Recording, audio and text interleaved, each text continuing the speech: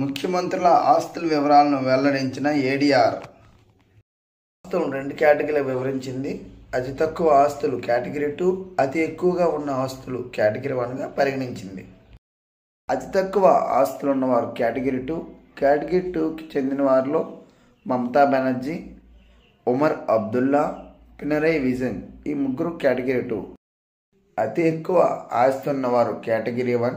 అందులో నారా చంద్రబాబు నాయుడు గారు, పేమా ఖండు, సిద్ధరామయ్య. మమతా బెనర్జీ గారు పశ్చిమ బెంగాల్ చెందినవారు. ఈవిడ ఆస్తి 15.38 అంటే 15,38,000. ఉమర్ అబ్దుల్లా గారు జమ్మూ కాశ్మీర్కి చెందినవారు. ఈయన యొక్క ఆస్తి విలువ 55.24 అంటే 55,24,00,000.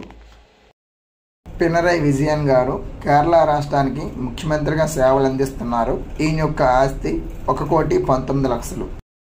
కేటగిరీ 1లో అందరికంటే ముఖ్యమంత్రుల అందరిలో సంపన్నుల జాబితాలో ఈయన మొదటి స్థానంలో ఉన్నారు. నారా చంద్రబాబు నాయుడు గారు ఆంధ్రప్రదేశ్ గౌరవ ముఖ్యమంత్రి వర్యులు 931 కోట్లతో ముందు స్థానంలో ఉన్నారు.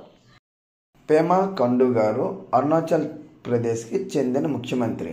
ఈయన యొక్క ఆస్తి 332,57,00,000 అంటే ఈయన సంపన్నులలో ముఖ్యమంత్రుల జాబితాలో 2వ స్థానంలో ఉన్నారు. సిద్ధరామయ్య గారు కర్ణాటక రాష్ట్రానికి ముఖ్యమంత్రిగా సేవలు అందిస్తున్నారు. ఈయన యొక్క ఆస్తి 51,94,00,000 51.94.